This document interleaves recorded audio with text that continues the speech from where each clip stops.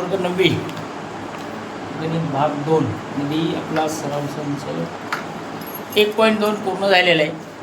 आपल्याला 1.3 वर चर्चा करायची.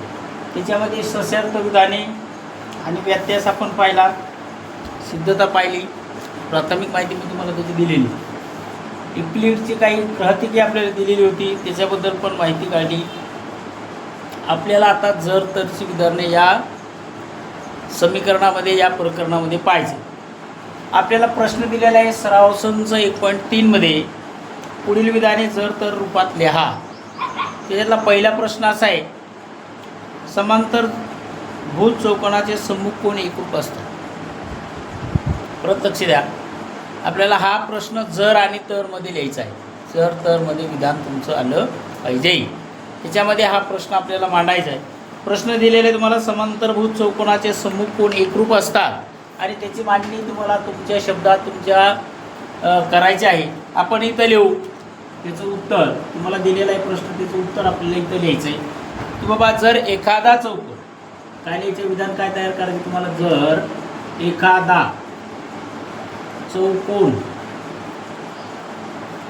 कोणता चौकोन, जर एखादा चौकोन आपल्याला दिलेला आहे बरोबर, आणि आपल्याला तो जर एखादा चौकोन समांतरभुज चौकोन असेल, एखादा चौकोन समांतरभुज चौकोन असेल, इथं लिहा समांतर भुज, खाली घेऊ आपण, चौकोन असेल, चौकोन असेल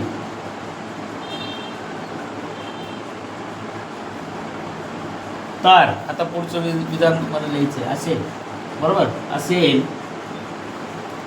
जर एखादा चौकोन समांतरभुज चौकोन असेल तर त्या चौकोनाचे सम्मुख कोण एकरूप असतात. तर त्या चौकोनाचे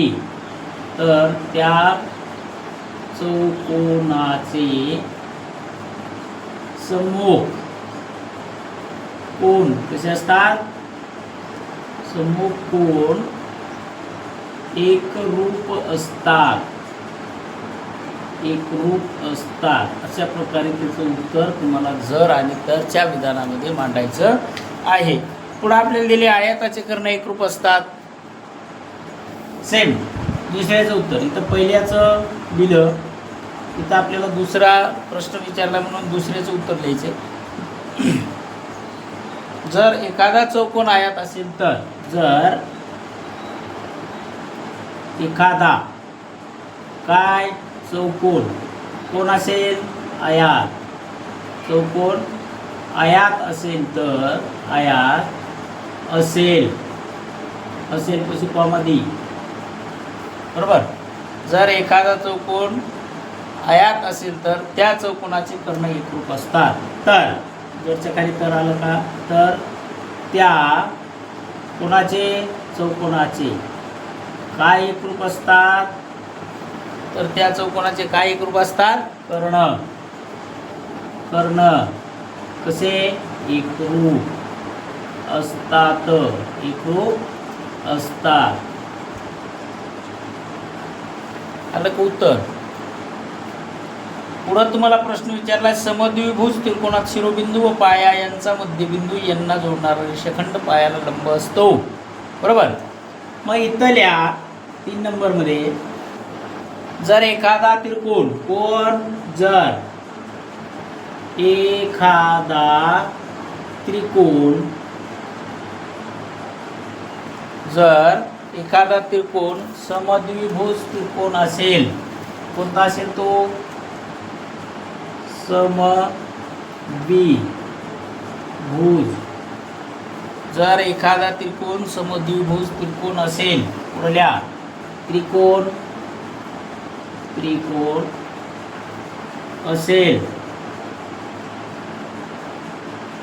तर काय प्रश्न विचारलाय तुला, त्या त्रिकोणाचे शिरोबिंदू, तर त्या त्रिकोणाचे, कोणाचे, त्रिकोणाचे साधारण बरोबर. तर त्या त्रिकोणाचे शिरोबिंदू व पाया, केल्या शिरोबिंदू शिरोबिंदू व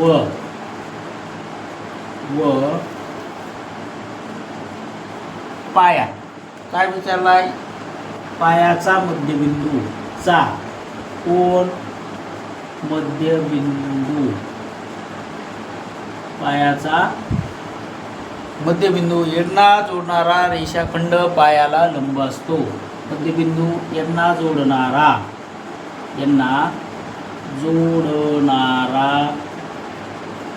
रेषाखंड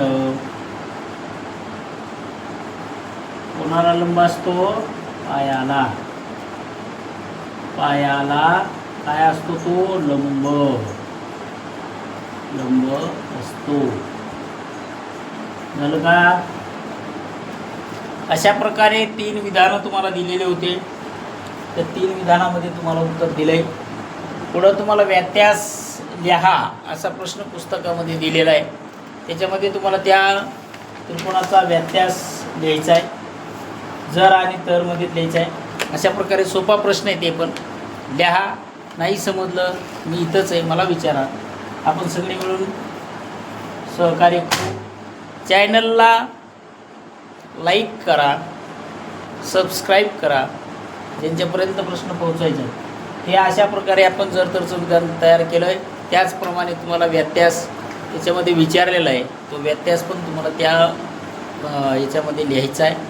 घाबरू नका, आपलं उन्हाळी वर्ग चालू आहे, त्याच्यामुळं प्लीज मला सहकार्य तुम्ही करा, तुम्हाला मी करेल.